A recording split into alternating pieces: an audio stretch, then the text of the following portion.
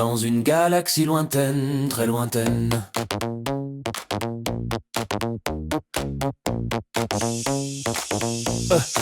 Cette histoire commence dans un gros vaisseau de Jedi sont là incognito pour mener à bien une grosse négo.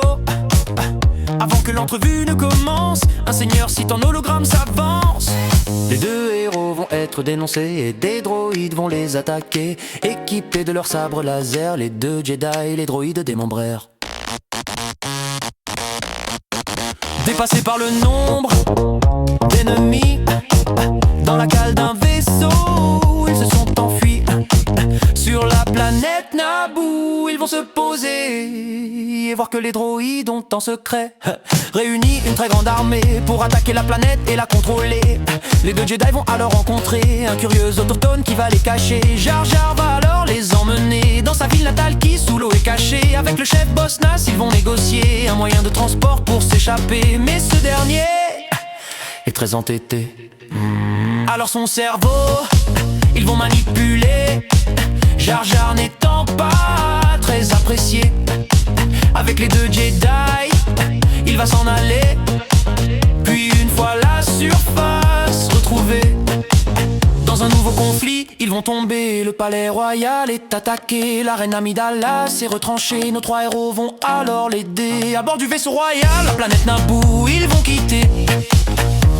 Ils doivent se rendre au Sénat de Coruscant, mais suite à des dommages, le vaisseau en descente va alors se poser sur une planète voisine. Et c'est ainsi qu'ils vont découvrir Tatooine.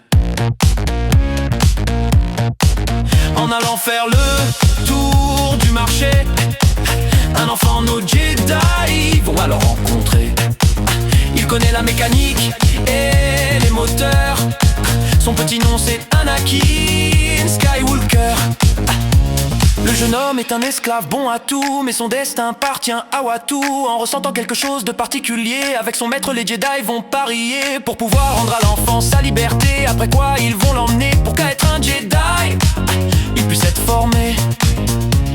Au moment de quitter le désert où il se trouvait, un sombre individu alors apparaît. Caché sous sa capuche, très rapidement il bouge et son sabre laser est de couleur rouge. Puis sur Coruscant, le vaisseau va enfin se poser. Au Sénat, Amidala va s'exprimer. Elle va faire virer le premier chancelier qui par Palpatine va être remplacé. Puis sa planète et son peuple n'étant pas bien du tout, la reine et les Jedi vont repartir sur Naboo.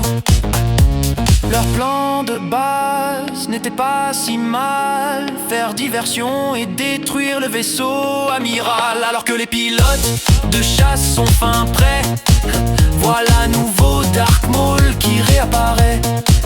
Les pilotes vont vite décoller, c'est nos deux Jedi qui vont l'affronter. Voyant que ces deux ennemis d'un sabre sont équipés, le seigneur Sith va ouvrir le sien des deux côtés. Un combat sans merci va leur démarrer, c'est à une chorégraphie qu'on va assister. Puis les deux héros vont être séparés. Obi-Wan impuissant va regarder son maître qui va se faire tuer. Alors il va vouloir le venger dans un combat rouge contre bleu, plein d'acrobaties et de sauts périlleux. Le Sith va être coupé en deux, l'élève son maître a enfin vengé. Dans son dernier souffle il va lui demander de former le jeune Anakin, l'enfant qu'ils ont sauvé sur Tatooine. Le conseil des Jedi va approuver. Obi-Wan au rang de maître est alors élevé.